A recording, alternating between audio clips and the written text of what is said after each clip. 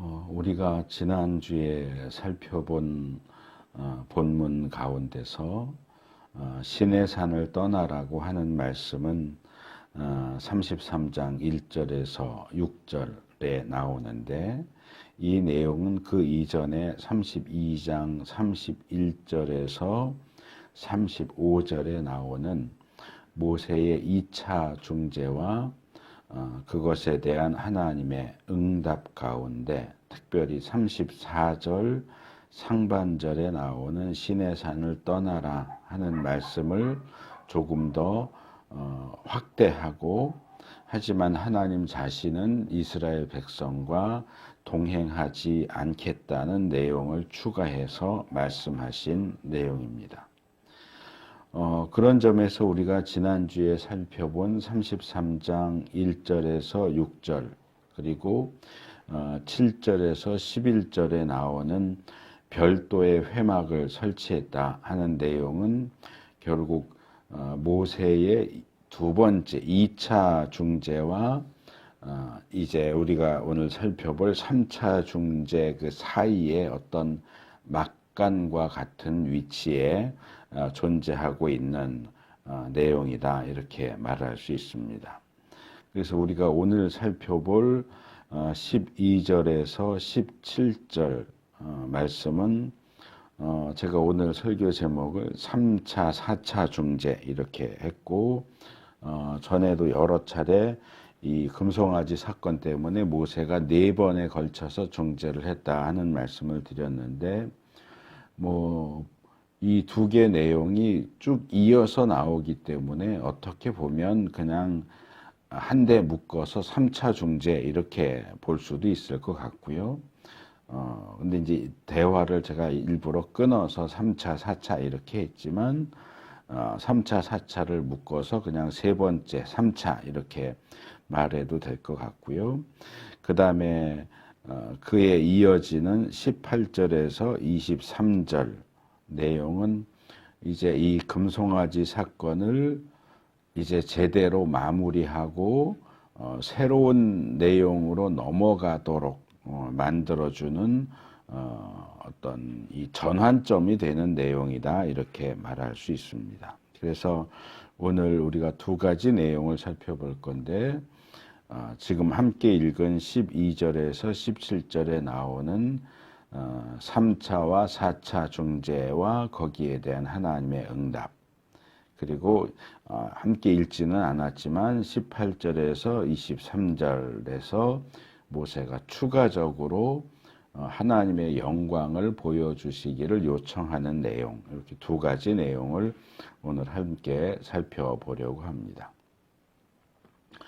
먼저 12절과 13절은 하나님의 2차 응답과 거기에 이어지는 33장 1절에서 6절의 말씀, 특별히 하나님 자신은 이스라엘과 동행하지 않을 것이다 라고 하는 그 말씀 때문에 모세가 추가적으로 3차로 중재하는 내용을 소개하고 있습니다. 모세는 하나님께서 처음 계획하셨던 대로 이스라엘 백성을 약속의 땅으로 이끌고 가라고 하신 내용에 대해서는 별다른 이야기를 하지 않습니다. 그리고 천사를 보내주시겠다 하는 부분에 대해서도 특별한 얘기를 하지 않지만 추가적으로 이런 얘기를 하죠. 그러나 주님께서 누구를 저와 함께 보내실지는 저에게 알려주지 않으셨습니다. 그러면서 하나님께서 자기를 잘 아시고 큰 은총을 베풀어 주겠다라고 하셨는데도 불구하고 하나님의 계획, 모세가 누구와 함께 이스라엘 백성들을 이끌고 약속의 땅으로 가야 할지, 누구와 동행해야 하는지에 대해서는 가르쳐 주지 않으셨다라고 말하죠. 그런데 모세의 이 말은 조금 이상하게 들립니다. 모세가 이스라엘 백성을 출애굽 이전부터 지금까지 이끌어 왔고, 그의 곁에는 아론도 있었고 여호수아도 있었고 또 시내산에 도착해서 세운 70명의 장로들도 있었고 여러 조력자들이 있었습니다. 그리고 모세가 이스라엘을 이끌고 약속의 땅으로 가는 데 있어서 특별히 다른 누군가와 함께 동행을 해야 되고 누군가의 도움을 받아야 된다라는 그런 내용은 사실 이전에 나온 적이 없거든요. 그러니까 지금 모세가 새삼스럽게 내가 백성들을 이끌고 가나안 땅으로 가는데 누구와 가야 될지 모르겠습니다 라고 이야기하는 것은 좀 이상하게 들려요. 이미 모세에게는 조력자들이 있었고 이스라엘 백성이 약속의 땅으로 가는 데 있어서 모세와 이스라엘 백성 또 모세의 조력자들을 제외한 다른 조력자가 필요하다라고 하는 것은 성경이 전혀 이야기하고 있지 않는 부분이기 때문입니다. 그리고 또 하나님의 응답 가운데서 이미 모세에게 이스라엘 백성을 이끌고 가나안 땅으로 올라가라 말씀하시면서 천사를 너와 함께 가도록 보내주겠다라고 말씀하셨죠. 이 내용은 그 이전부터 여러 차례 말씀을 하셨던 거죠. 하나님이 모세에게 천사를 붙여주겠다라고 말씀하셨는데 모세는 하나님 제가 누구랑 같이 가야 되는지는 왜 안 알려주세요? 그런단 말이에요. 그럼 이 질문은 여호수아나 아론이나 다른 조력자들 외에 또 다른 조력자가 필요합니다. 라는 이야기일 수도 있고 또는 하나님이 천사를 함께 가도록 붙여주겠다고 하셨는데 그 천사가 누군지 알려주세요 하는 얘기일 수도 있지만 사실상 뭔가 좀 지금 하나님과 모세 사이에 왔다 갔다 대화하는 그 내용과 흐름을 볼 때는 좀 상당히 엉뚱해 보이는 얘기처럼 들립니다. 그래서 누군가 다른 사람을 더 붙여주세요. 아니면 저와 함께 가게 될 천사가 누군지 알려주세요.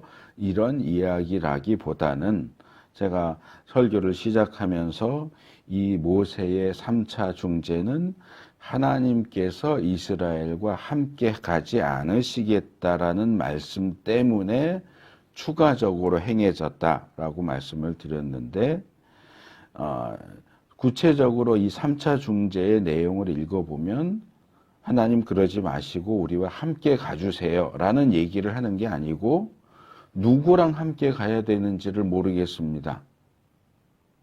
전혀 엉뚱해 보이는 얘기를 하는 거죠. 그래서 누구와 함께 가야 되는지를 알려주세요 라고 이 겉으로 드러나는 모세의 이야기는 그런 식으로 되어 있지만 사실 이 모세의 발언은 하나님이 함께 가주셔야 됩니다라는 이야기를 빙 돌려서 하고 있는 것이 아닌가라는 생각을 해요. 우리가 보통 뭐 수사적이다 그런 표현을 쓰잖아요. 그러니까 말을 단순하게 하지 않고 뭔가 화려하게 꾸며서 이렇게 수식해서 하는 그런 표현을 할 때 언변이 화려하거나 이럴 때 수사적이다라는 표현을 사용을 하는데 지금 모세가 하는 얘기는 사실은 하나님이 함께 가시지 않으면은 우리끼리만 가는 건 아무 의미가 없습니다. 천사를 보내준다고 해도 하나님이 함께 가시지 않으면 의미가 없습니다. 그 얘기를 삥 돌려서 제가 누구랑 함께 가야 되는지 모르겠습니다 라고 표현을 하는 거예요. 그러니까 겉으로 하나님께 드리는 말씀은 누구랑 함께 가야 되는지 알려주세요 이지만 그 이야기를 하는 모세의 속마음은 하나님이 함께 가주세요 그거예요. 그러니까 이럴 때 이제 겉으로 표현하는 내용과 이 마음속으로 품고 있는 생각이 어떻게 차이가 나는지 이 겉으로 표현된 말만 듣고 모세가 왜 지금 이 상황에서 이런 얘기를 하지 이상하다 그렇게만 볼 게 아니고 왜 이렇게 이야기를 하는지를 우리가 좀 더 깊이 들어가서 생각하는 필요가 있다는 거죠. 그러니까 이건 조금 다르게 말하면 이거죠. 아니, 하나님께서 우리와 함께 가시지 않는다면 우리가 누구랑 함께 간다는 말입니까? 우리가 천사가 함께 간다고 해도 우리가 약속의 땅으로 들어가려면 하나님이 함께 가주셔야죠. 하나님이 함께 가시지 않는데 우리가 누구랑 함께 가겠습니까? 저를 잘 아시고 저에게 은총을 베풀어 주신다고 하면서도 이렇게 저를 힘들게 하시면 어떡해요? 하나님이 함께 가주셔야죠. 이거를 이렇게 삥 돌려서 이야기를 하는 거죠. 그래서 1차 중재 때나 2차 중재에 비하면 이 3차 중재는 뭔가 조금 핀트도 안 맞는 것처럼 보이고 뭔가 그렇게 강력하게 보이지도 않고 뭔가 좀 어설퍼 보이는 느낌이지만 모세의 이 몇 마디 3차 중재에 대한 하나님의 응답이 14절에 바로 나오는데 모세가 정말로 듣기 원했던 답변을 하나님이 하시죠. 내가 친히 너와 함께 가겠다. 그리하여 내가 안전하게 하겠다. 여기 안전하게 하겠다라고 이 세 번역이 번역을 했는데 예전에 개역 성경은 너를 평안하게 하겠다. 이렇게 번역을 했어요. 그게 더 좋은 번역인 것 같아요. 지금 모세가 지난주에 우리가 참담한 말씀이라는 제목으로 말씀을 살펴봤잖아요. 하나님이 여기서 초점은 하나님이 동행하지 않겠다는 거예요. 계획대로 다 진행을 하는데 딱 하나가 달라졌어요. 그게 뭐냐? 하나님이 동행하지 않으세요. 하나님이 동행하지 않으신다는 그 말씀이 이스라엘에게나 모세에게나 정말 참담한 말씀, 너무 나쁜 말씀으로 들려졌고 그것 때문에 이스라엘 백성이 회개하고 장신구도 하지 않고 또 모세가 3차와 4차에 걸쳐서 다시금 중재하게 되는 가장 주된 원인이 하나님이 동행하지 않으신다는 거예요. 그러니까 지금 그 말씀을 들은 이스라엘도 마음이 되게 불편하고 모세도 마음이 너무 불편한 거야.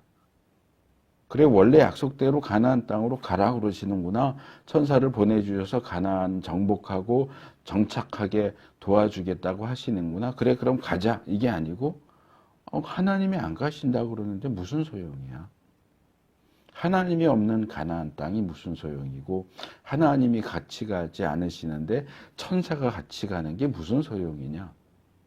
이거예요. 그러니까 모세가 마음이 너무 불편하기 때문에 하나님 우리가 누구랑 같이 갑니까? 하나님이 함께 가주셔야죠 라고 얘기를 했던 거고 그 모세의 속마음을 아시는 하나님이 그래 너가 정 그렇게 마음이 불편하다면 너의 마음을 편하게 해주기 위해서라도 내가 너랑 함께 갈게. 지금 모세의 중재를 통해서 하나님의 마음이 계속 바뀌죠. 뒤집히시죠. 이스라엘 백성을 전멸시키려고 했다가도 그것도 취소하시고 하나님이 이스라엘과 동행하지 않겠다고 하셨다가도 또 그것 다시 또 취소해서 그럼 함께 가겠다라고 말씀하시고 그래서 지난주에도 지적한 것처럼 이 오늘날 이렇게 좀 하나님에 대해서 또는 죄에 대해서 무감각하고 무지한 우리와는 달리 이 모세는 하나님께서 이스라엘과 동행하기를 거절하신 그 사실이 얼마나 중대하고 정말 비참하고 참담한 일인지 확실히 알고 있었습니다. 그래서 하나님이 함께 하시지 않는 이스라엘은 이스라엘일 수 없다. 하나님이 함께 가시 않으시는 가나안 땅은 약속의 땅일 수 없다라는 생각을 하고 있는 거예요. 아무리 천사가 동행해서 인도하고 보호하고 가나안 원주민들을 쫓아내서 그 땅을 정복하고 거기 정착해서 살 수 있도록 해준다고 할지라도 하나님이 없는 가나안은 약속의 땅이 아니다라고 생각을 하고 있는 거죠.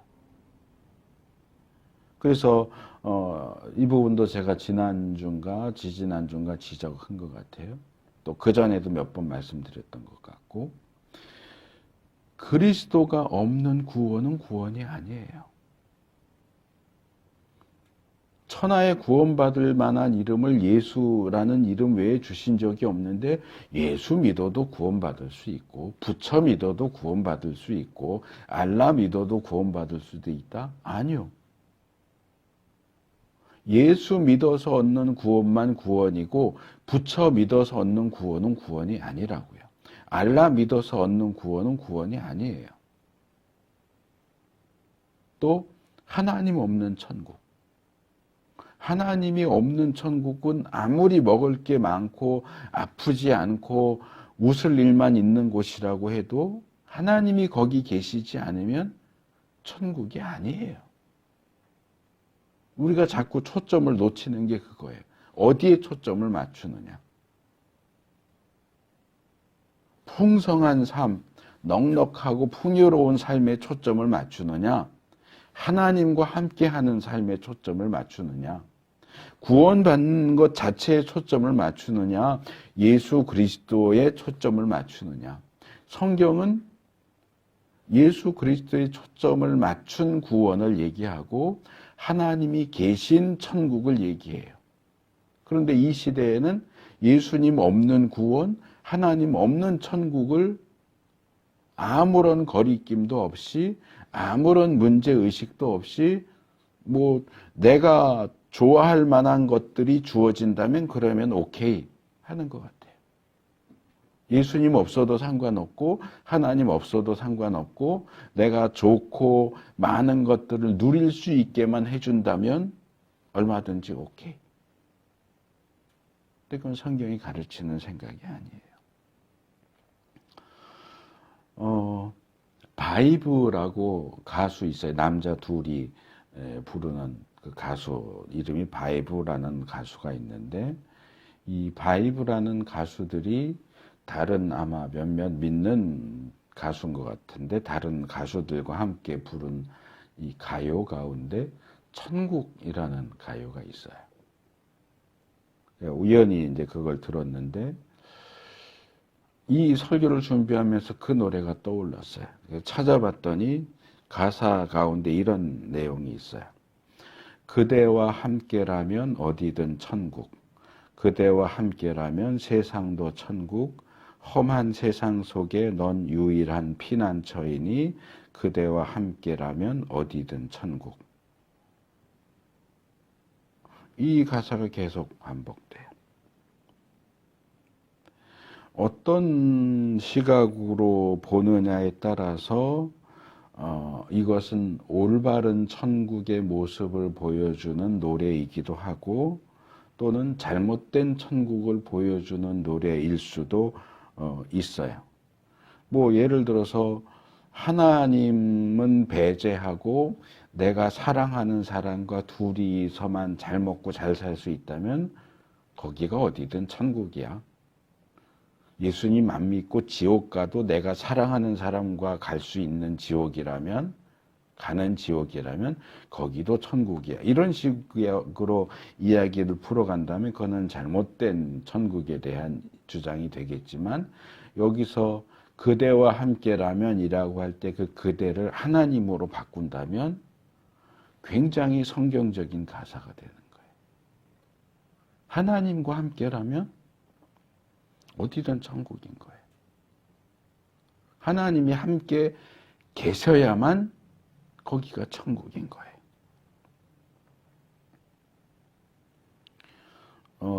CCM이라고 하는 컨템퍼러리 크리스찬 뮤직에서 한국말로 번역하기 어려워서 그냥 영어로 첫 글자만 따서 CCM이라고 하는데, 제가 중학생 정도일 때 처음 가스펠이라는 게 나왔어요.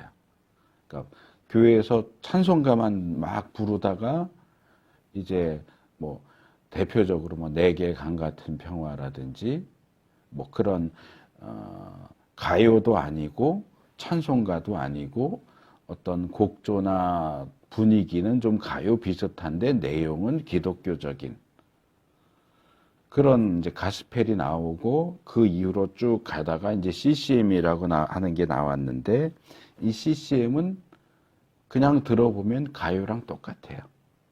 가요랑 똑같은데 그 내용을 잘 곱씹어 보면 기독교적인 노래예요. 그러니까 대신 거기다가 대놓고 하나님, 구원,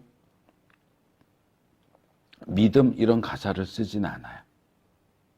하나님도 뭐 당신, 그대, 뭐 천국도 뭐 행복, 뭐 이런 식으로 살짝 일반적인 용어로 바꿔서 표현을 하는데 가만히 들어보면 곡을 만든 사람도 기독교인이고 그 곡의 내용, 지금 이 곡도 저는 그 부류에 해당한다고 생각을 해요.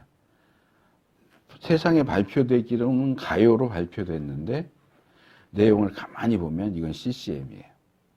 기독교적인 내용을 일반적인 단어와 표현들 속에 집어넣어서 말하자면 좀 희석시켜서 불신자들도 들을 수 있는 기독교적인 노래. 이 CCM이 말하자면 그런 거거든요.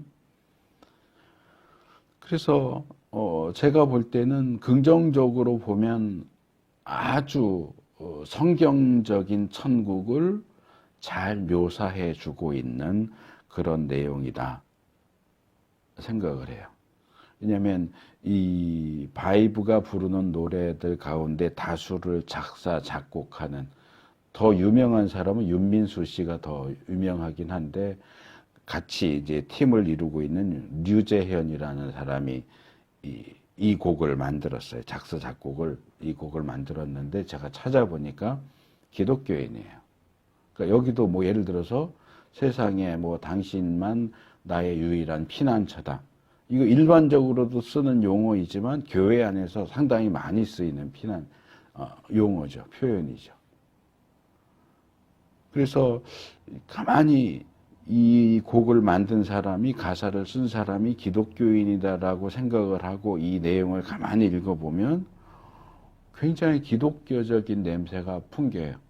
근데 불신자들도 별로 거부감 없이 들을 수 있는 그런 노래죠. 그래서 이 가사가 보여주는 것처럼 하나님이 함께 하시지 않는다면 아무리 기쁘고 좋은 시간도 정말 놀라울 정도로 풍족하고 자유로운 공간도 결코 천국일 수 없다. 반대로 하나님이 함께 하신다면 이 바이브의 천국이라는 노래에 완전 기독교판이 있죠. 찬송가에. 뭐예요? 초막이나 궁궐이나 그 어디나 하늘나라. 그렇죠? 주님이 우리와 함께 하시면 초막이나 궁궐이나 그 어디나 하늘나라예요.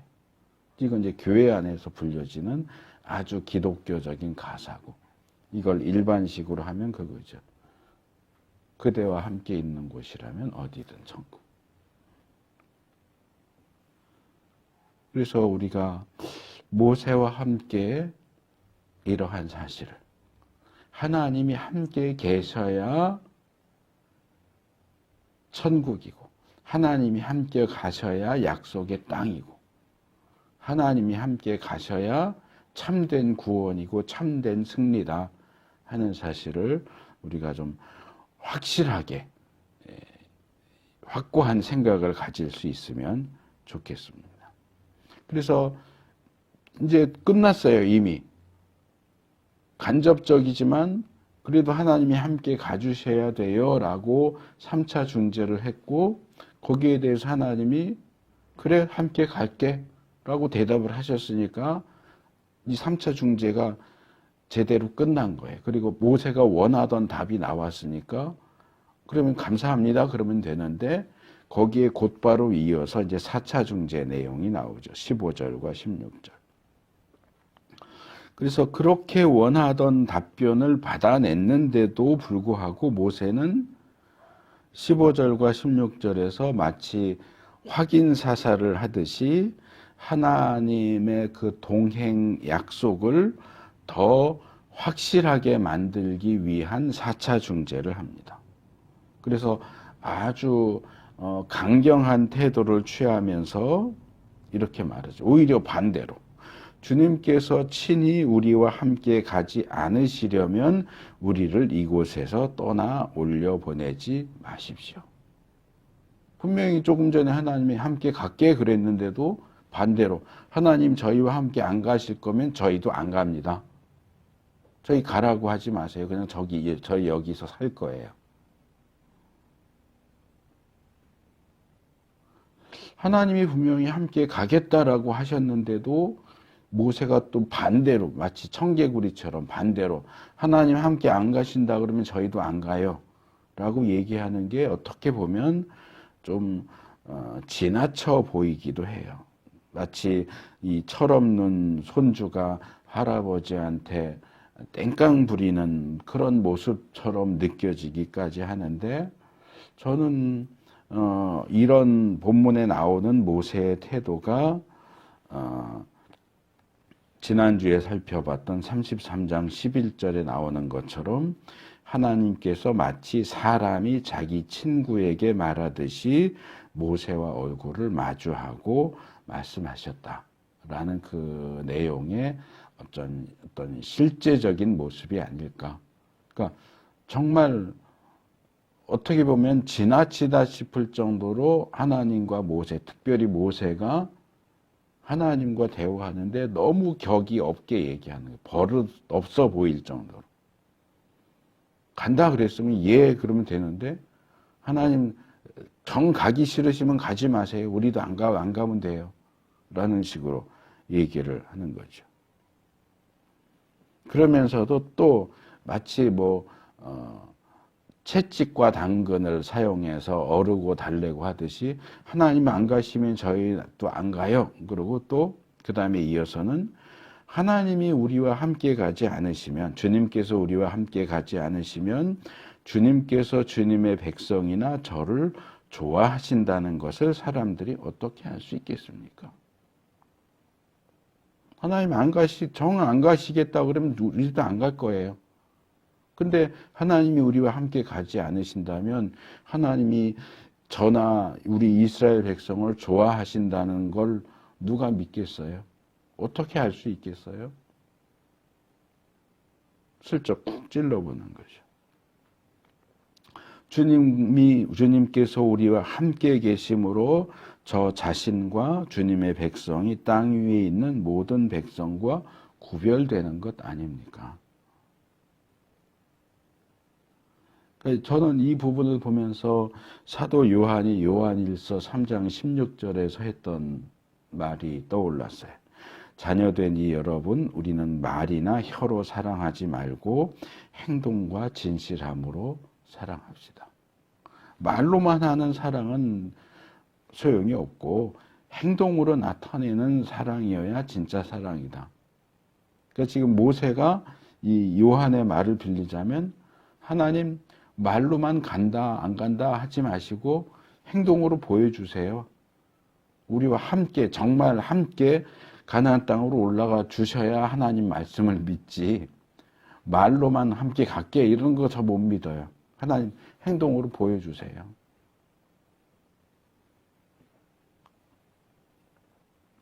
하나님이 정말 우리 저나 이스라엘 백성을 정말 좋아하시고 사랑하시고 다른 민족들과 달리 특별하게 여기신다는 사실을 하나님 행동으로 보여주세요. 라고 어쩌면 좀 강요하듯이 다시금 하나님의 확답을 요구하는 거죠. 그랬더니 17절로 넘어오니까 하나님께서 사실 이 부분을 보면서 조금 뭐라 그럴까 마음이 조심스러웠어요. 모세가 좀 너무 막 나가는 것 같은데 말을 좀 함부로 하는 것 같은데 하나님 화내시면 어떡해? 그런 생각이 들었는데 화도 내시지 않고 짜증을 내지도 않으시고 순순히 이렇게 말씀하시죠. 내가 너를 잘 알고 또 너에게 은총을 베풀어서 내가 요청한 이 모든 것을 다 들어주마. 그래, 내가 안 가려고 했는데, 이스라엘하고 함께 가지 않으려고 했는데 네가 이렇게까지 말하니까 갈게. 진짜로 갈게. 마치 하나님이 모세에게 뭔가 좀 약점 잡혀서 쩔쩔매는 듯한 그런 인상까지 들어요. 뭐 네가 요청한 이 모든 것 그랬지만 모세가 요구하는 건 딱 하나예요. 하나님 함께 가자는 거예요. 함께 가셔야 된다는 거예요. 그래, 네가 요구하는 거 내가 다 들어줄게. 그러니까 이쯤 되면 이제 하나님의 화는 다 풀렸다. 이미 다 풀려서 모세가 어떤 요청을 하든지 다 들어주실 것처럼 보여요. 근데 이거는 단순히 이 금송아지 사건이 일어나고 시간이 어느 정도 흐르면서 자연스럽게 하나님의 화가 풀어졌기 때문에 그랬다라고 보기는 어려울 것 같습니다. 하나님께서 진노하셨고 또 재앙을 내리셨고 또 모세도 중간에서 하나님을 대신해서 백성들에게 화를 내고 그들을 처벌하고 또 자기의 목숨을 아끼지 않고 이스라엘을 구하기 위해서 여러 차례 중재하고 그랬던 여러 가지 사실들이 복합적으로 작용해서 이제 드디어 하나님이 화가 다 풀리신 거예요. 그러니까 이 부분에서 이 모세의 역할이 굉장히 중요했다는 거죠. 모세가 중재하는 역할을 하지 않았다면 아마 하나님은 뭐 별다른 얘기할 것도 없이 그냥 이스라엘 싸그리 죽여 없앴을 수도 있어요. 근데 계속 모세가 옆에 붙어서 전멸시키면 안 된다 그러고 용서해 달라 그러고 함께 가셔야 된다 그러고 계속 끈질기게 중재하고 매달리니까 하나님이 이스라엘은 괘씸하지만 모세를 봐서라도 이스라엘을 용서하시는 그런 쪽으로 이야기가 흘러가고 있는 것을 볼 수 있습니다. 그래서 이 부분에서 하나님께서는 이스라엘 백성들의 범죄 때문에 진노하시면서도 마치 우리가 예전에 살펴봤던 소돔을 위해서 아브라함이 중재했을 때 하나님이 그걸 들어주시잖아요. 원래는 그냥 심판할 생각이었는데 아브라함이 중재하니까 뭐 소수이긴 하지만 롯의 가족들을 살려주셨던 것처럼 지금 모세가 계속 중간에서 중재하니까 모세 때문에 결국 이스라엘을 용서하신 거예요. 그 부분을 시편 106편 23절이 이렇게 설명을 해요. 아주 잘 설명을 해주고 있어요. 시편 106편 23절. 그래서 주님께서는 그들을 멸망시키겠다고 선언하셨으나 주님께서 택하신 모세가 감히 주님 앞에 나아가 그 갈라진 틈에 서서 파멸의 분노를 거두어 들이시게 하였습니다. 이스라엘과 하나님이 사이가 갈라졌어요. 틈이 생겼고 메꿀 수 없는 골짜기 같은 틈이 생겼어요. 근데 그 갈라진 틈에 모세가 들어간 거예요. 모세가 들어가서 어떻게든 그 틈을 메꿔보려고 그렇게 했기 때문에 결국 메꿔졌다는 거예요. 모세의 이 행동은 사실 예수님의 행동하고 비슷하죠. 타락한 인간, 죽을 수밖에 없고 지옥 갈 수밖에 없는 인간과 거룩하신 하나님 사이에 틈이 생겼고 그 틈을 예수님의 십자가의 죽음과 부활이 메꿨잖아요. 그래서 용서와 구원이 가능해진 것처럼 예수님이 하시는 구원의 역사를 지금 모세가 어떤 그림자처럼 샘플처럼 행하고 있는 것을 볼 수 있습니다. 그래서 성경은 여러 곳에서 특별히 구약에 보면 하나님과 범죄한 하나님 백성 사이에 서서 중재할 사람을 찾으신다 라는 내용이 여러 차례 나옵니다. 예를 들어서 이사야 63장 5절 하나님이 하시는 말씀이에요. 아무리 찾아보아도 나를 도와서 나와 함께 일할 사람이 없었다. 나를 거들어주는 사람이 없다니 놀라운 일이었다.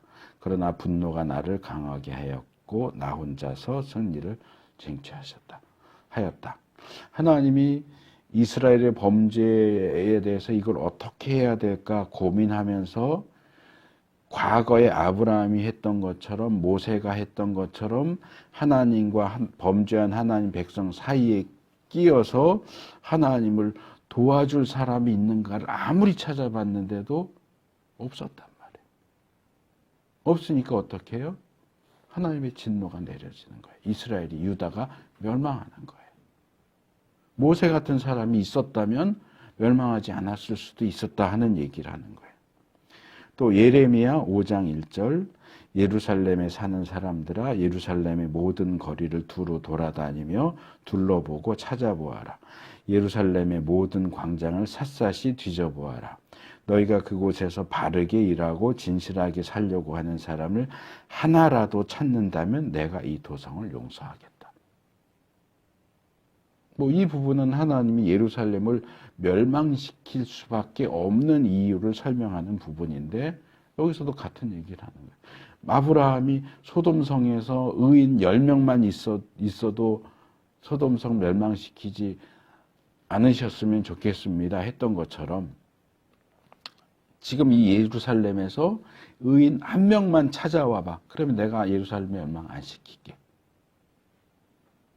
그 틈을 메꿀 사람 1명만 있어도 내가 심판 안 할게 하시는 거예요. 그런데 그 1명이 없어서 멸망하잖아요. 에스겔 13장 5절 너희의 성벽이 무너졌는데도 너희 예언자들은 성벽 무너진 곳에 올라가지도 않았으며 이스라엘 족속을 위하여 주의 날에 전쟁에 대비하려고 성벽을 보수하지도 않았다. 그게 무너져서 틈이 생겼으면 누군가가 적어도 예언자라면 그 틈을 메꾸려고 해야 되는데 아무도 안 하니까 그냥 그대로 멸망하는 거예요. 에스겔 22장 30절 나는 그들 가운데서 한 사람이라도 이 땅을 지키려고 성벽을 쌓고 무너진 성벽의 틈에 서서 내가 이 땅을 멸망시키지 못하게 막는 사람이 있는가 찾아보았으나 나는 찾지 못하였다. 계속 뭐 얘기하세요? 갈라진 틈을 메꿀 사람. 모세처럼, 아브라함처럼 범죄한 백성, 범죄한 민족, 범죄한 국가를 용서해 달라고 중재하고 매달릴 사람을 하나님이 찾으세요. 무조건 화가 머리끝에 나서 이거 뭐 하나 걸리기만 해봐 다 때려 부술 거야. 그런 모습이 아니에요. 하나님의 모습이. 결국은 심판하시고 진멸시키시지만 어떻게라도 건덕지 하나라도 걸리면 한 사람이라도 중간에 서서 틈을 메꾸려고 하면 그거 빌미 삼아서 용서하려고 하시는 분이 하나님이에요. 근데 그 한 사람이 없었던 거예요. 우리 시대에는 그 한 사람이 있을까요? 멸망한 북이스라엘, 남유다가 아니고 오늘날 대한민국에 이렇게 많은 교회들이 있고 이렇게 많은 목사들이 있고 이렇게 많은 신자들이 있는데 하나님과 대한민국 사이에 갈라진 틈을 메꿀 사람이 딱 한 사람만 있어도 되는데 그 한 사람이 있느냐는 거예요. 근데 제가 예레미야서 읽으면서 그랬던 게 있어요. 지금 하나님이 예레미야에게 말씀하시는 거거든요. 야, 너 다니면서 예루살렘에 의인 한 명이라도 있나 찾아봐. 그러면 한 명이라도 찾아오면 내가 용서할게. 근데 예레미야는 의인 아니에요. 예레미야도 의인이잖아요. 예레미야 예루살렘에 살았잖아요. 그러면 예레미야가 하나님 저 있잖아요. 그럴 수 있지 않아요? 다른 모든 사람이 죄인이어도 예레미야가 저요. 그랬으면 예레미야를 봐서라도 용서해 주셔야 되는데 예레미야는 그 수에 치지 않아요.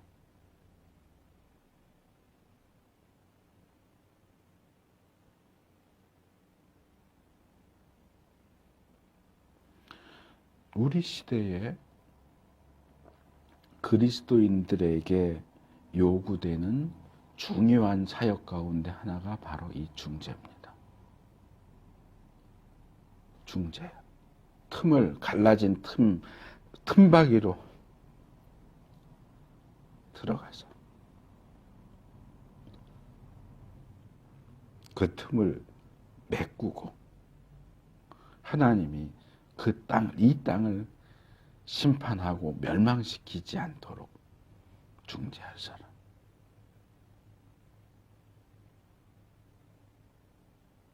문정권 무너뜨리자 백신 맞는 건 666이다. 이런 주장은 중재가 아니에요.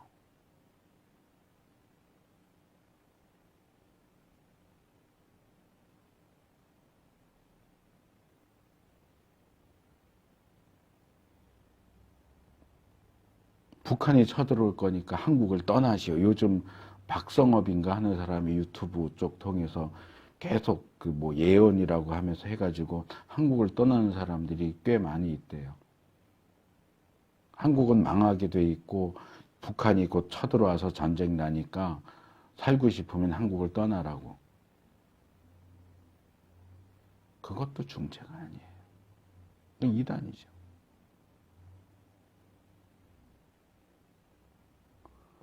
아브라함처럼 모세처럼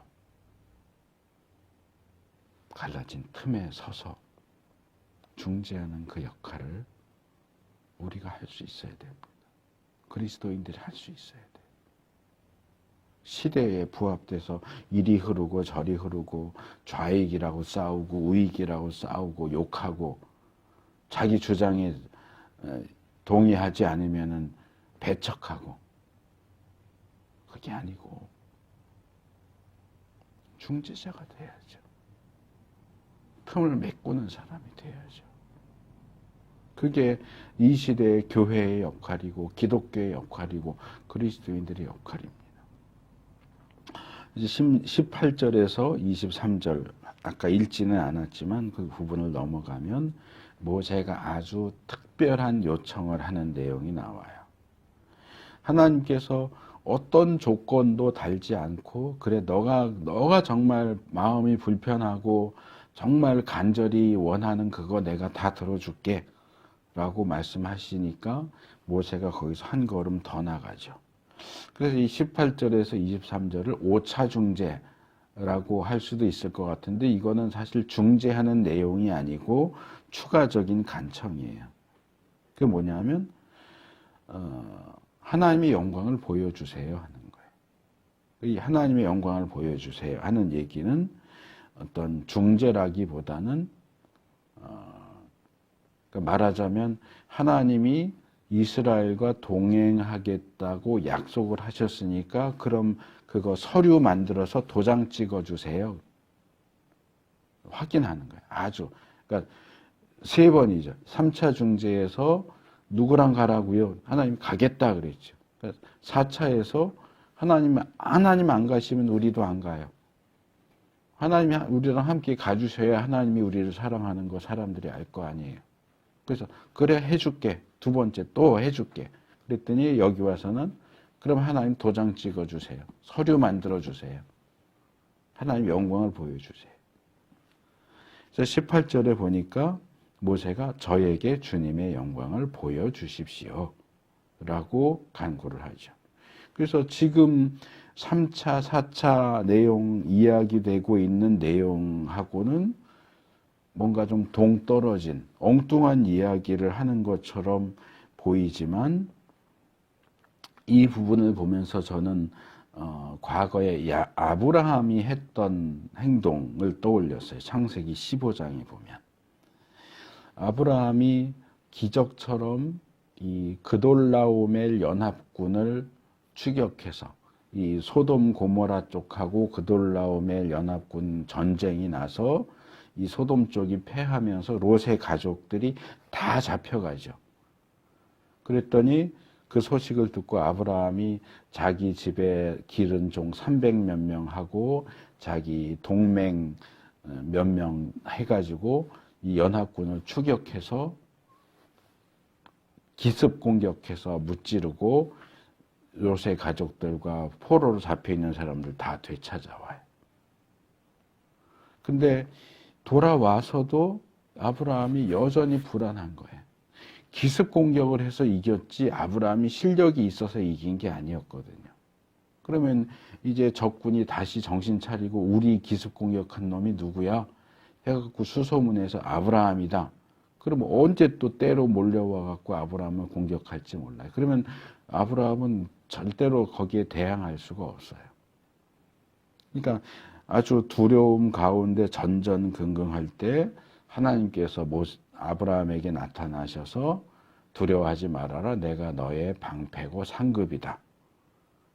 라고 말씀하시면서 이 아브라함의 후손에 대한 약속, 땅에 대한 약속을 말씀하실 때 아브라함이 이렇게 얘기해요. 창세기 15장 8절에서 주 나의 하나님 우리가 그 땅을 차지하게 될 것을 제가 어떻게 알 수 있습니까?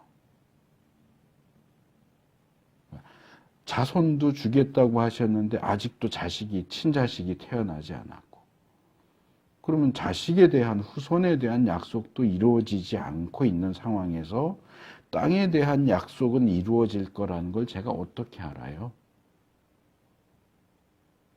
제가 뭘 보고 확신할 수 있어요? 라고 물어보죠. 하나님의 약속이 의심스럽다라는 의미도 어느 정도 포함됐겠지만 제가 하나님의 약속을 확실하게 믿을 수 있는 증표를 보여주세요. 그런 뜻이에요. 그랬더니 하나님이 이번에도 화도 내지 않으시고 짜증도 내지 않으시고 짐승들 준비해라 이러면서 횃불 언약을 통해서 하나님의 약속이 반드시 이루어질 거라는 사실을 확실하게 보여주시죠. 그래서 이 본문에 나오던 모세의 하나님의 영광을 보여주세요라는 기도는 아브라함이 하나님이 말씀하신 그 약속의 땅을 제가 소유하게 될 걸 어떻게 알지요? 라고 질문한 것하고 아주 비슷해요.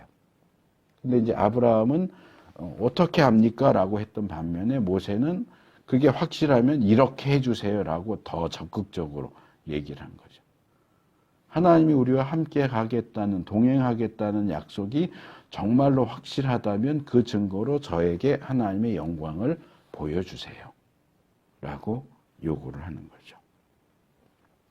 이제 거기에 대한 응답과 하나님이 모세에게 자신을 보여주시는 내용은 다음 주에 살펴볼 겁니다.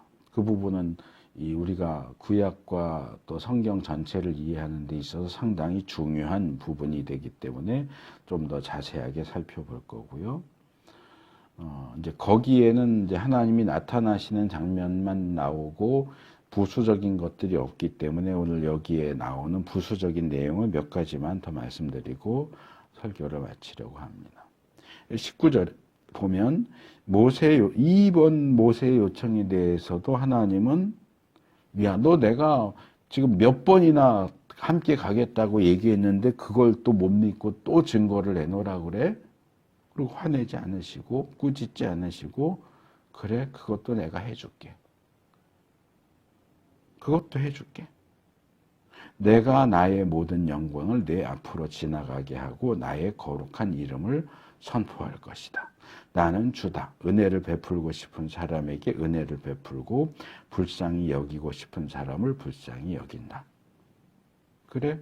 그래, 영광 보여달라고 하면, 그래, 영광 보여줄게. 또, 그냥 그대로 허락을 하시죠. 여기 나오는 이 하나님에 대한 내용은 다음 주에 더 말씀드릴 겁니다. 근데, 너가 내 영광을 보고 싶다고 하니까 보여주기는 할 텐데, 여기에는 제한이 있어. 20절에서 23절에 나오는 내용이 그거예요. 내 영광을 너에게 보여주기는 할 텐데 여기에는 어떤 조건과 제한이 있다. 자, 그러나 내가 너에게 나의 얼굴은 보이지 않겠다. 나를 본 사람은 아무도 살 수 없기 때문이다. 너는 나의 옆에 있는 한 곳 그 바위 위에 서 있어라. 나의 영광이 지나갈 때에 내가 너를 바위 틈에 집어넣고 내가 다 지나갈 때까지 너를 나의 손바닥으로 가리워 주겠다. 그 뒤에 내가 나의 손바닥을 거두리니 내가 나의 등을 보게 될 것이다. 그러나 나의 얼굴은 볼 수 없을 것이다. 영광을 보여달라고 하니까 영광을 보여주긴 할 텐데 내 얼굴을, 내 영광을 마주 볼 수는 없을 거야. 왜? 제가 여러 차례 말씀드렸잖아요. 하나님이 인간의 모습으로 나타나실 때는 상관이 없지만 하나님이 원래의 모습대로 쉐키나 영광의 모습으로 나타나실 때는 그 앞에 노출되는 인간은 다 죽을 수밖에 없어요. 그게 이 얘기예요. 나를 본 사람은 아무도 살 수 없다. 그냥 자동으로 죽게 돼요. 그래서 시내산에 강림하실 때도 빽빽한 구름으로 하나님의 영광을 이렇게 차단시키는 걸 했고, 성막 만들 때도 이 향연을 지성소 앞에 있는 향을 피워서 빽빽하게 해서 하나님의 영광을 차단하는. 그렇지 않으면 그 영광에 노출된 사람은 죽으니까. 그래서 모세가 하나님의 영광을 보여주세요. 그래서 보여주기는 하지만 하나님의 영광을 있는 그대로 보여주고 거기에 그대로 노출되면 아무리 모세라고 할지라도 죽을 수밖에 없다는 거예요. 그러니까 시내산에 올라와서 바위 위에 서 있으면 내가 영광스러운 하나님의 모습으로 나타나서 모세의 앞을 이렇게 지나가실 텐데 지나가실 때에 바위 틈에다 모세를 집어넣고 이렇게 손가락으로 덮어서 빽빽한 구름이 하는 역할이죠. 하나님의 영광을 어느 정도 가려서 모세가 죽지 않도록 덮어놨다가 하나님께 지나가신 다음에는 그 덮어놨던 손바닥을 치울 테니까 지나간 후에 내 등, 그러니까 영광의 잔상, 남아있는 부분은 너가 보겠지만 정면에서 내 영광을 볼 수는 없어. 그러면 너 죽으니까 안 돼. 그래서 여러 차례 말씀을 드렸지만 죄인인 인간은 누구라도 영광스러운 하나님, 거룩하신 하나님을 직접 보면 죽을 수밖에 없어요. 마치 고압 전기나 번개에 맞은 사람 또는 깊은 물속에 빠진 사람이 죽는 것처럼 고온에 노출된 양초가 저절로 녹아서 없어지는 것처럼 자연스럽게 죽고 없어집니다. 그런 점에서 죽을 수밖에 없는 존재인 모세가 하나님의 영광을 보겠다라고 말하는 것은 마치 맨 눈으로 태양을 똑바로 보겠다 하는 거하고 똑같아요. 그럼 눈이 상하잖아요. 태양을 관찰하려면 선글라스 같은 거 이렇게 해가지고 봐야지 맨 눈으로 태양을 직접 보면 눈이 상해요. 근데 그런데도 오늘날에 그런 어떤 한계, 인간이 가지는 한계를 무시하고 그 이상의 것을 요구하고 또는 주장하는 이들을 많이 보게 됩니다.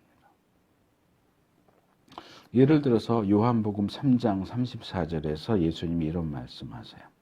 하나님을 보내신 이는, 그러니까 예수님은 하나님의 말씀을 하나니 이는 하나님이 성령을 한량 없이 주십니다. 개역성경에 성령을 한량 없이 주신다. 하나님이 하나님의 아들 예수님을 세상에 보내시고 그 예수님에게 성령을 한량 없이 주신대요. 그래서 하나님의 말씀을 하고 하나님의 일을 할 수 있는 거예요. 그래서 이 말씀을 보고 자기도 그렇게 해달라고 기도하는 사람들이 있어요. 여러분들도 혹시 하셨을지 모르겠는데, 하나님 저한테도 예수님처럼 성령을 한량 없이 주세요. 이게 되게 믿음이 좋은 기도처럼 보이지만 사실은 굉장히 어리석고 위험한 기도예요. 하나님이 그런 기도는 들어주지 않으세요. 들어주지 않으시니까 다행이지, 만약에 그들의 기도가 그대로 응답됐으면 그런 사람 다 죽어요. 모세의 요청이 받아들여져서 어떤 제한이나 그런 거 없이 모세가 시내산 바위에 올라가 있는데 하나님, 영광스러운 하나님이 짠 하고 나타났다? 그럼 모세는 죽어요. 영광을 보고 자시고 할 것도 없이 죽어요, 그냥.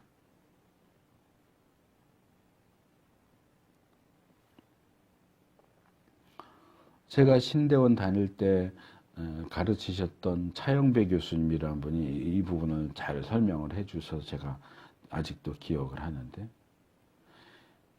성령을 한량 없이, 용량의 한계가 없이 한량 없이 부어주시고 그것을 한도 없이 받아들이는 것은 예수님만 가능해요. 우리 인간은 안 그래요. 우리 인간에게 성령을 한량 없이 부어주시면 용량 초과로 죽어요.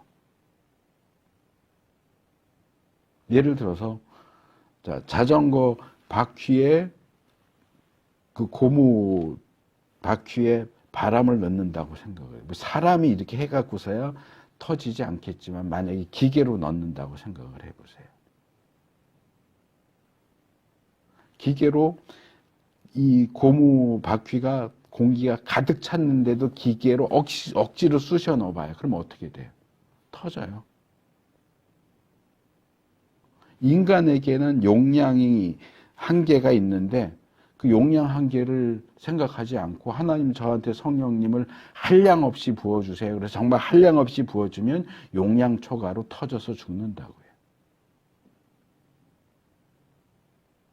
근데 예수님 되게 멋진 얘기 하셨네. 나도 그렇게 기도해야 되겠다. 하나님 저한테 성령님 한량 없이 부어주세요. 그건 죽겠다는 얘기예요. 그래서 기도할 때도 뭐 하나님이 알아서 안 될 거는 안 해주시기는 하지만 기도할 때도 조심해야 돼요. 그래서 몇 번 소개했던 것 같지만 미국에 성령 운동하는 사람이 책에 그렇게 썼어요. 나 오늘 아침에 하나님 만났다. 세수하고 면도하고 있는데 하나님이 나타나셔서 대화하고 나왔다. 다른 목사님이 그걸 비판해요. 영광의 하나님이 나타나서 면도하다가 덜덜덜 떠느라고 자기 목패에서 죽어요. 어떻게 하나님이 나타났는데 면도하다가 멀쩡하게 나와요? 그 하나님은 성경이 말하는 영광의 하나님이 아닌 거죠. 그렇다고 사람의 모습으로 나타냈겠어요? 그것도 아니잖아요. 그러니까 지 수준에서 지 생각으로 하나님을 요만하게 쪼그라뜨려서 영광의 하나님의 모습으로 나타나도 나는 아무런 영향도 받지 않는 그런 하나님은 없어요. 근데 하나님 만났다.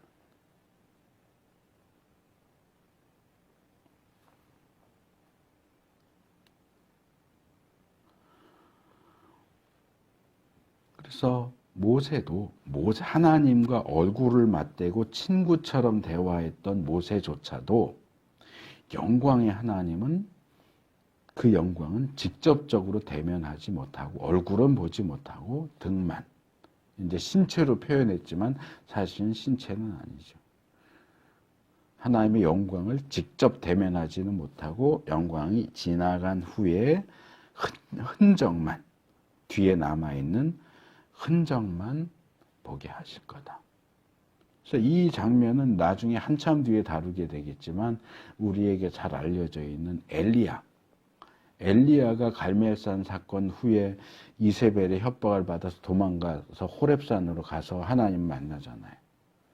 그 사건하고 이 사건을 비교해서 읽어보시면 굉장히 똑같아요. 거기서도 모세가 이 엘리야가 동굴 속에 들어가고 하나님의 영광이 나타나죠. 그래서 이 모세에게 나타났던 하나님의 그 쉐키나 임재를 이 엘리야 시대에 다시 엘리야에게 다시 아주 비슷한 형태로 나타나고 있는 것을 볼 수 있습니다.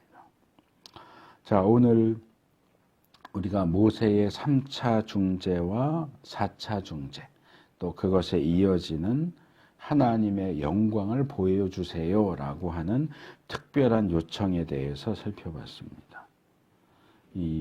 그리고 우리가 하나님의 그 동행과 임재가 얼마나 중요한 문제인가.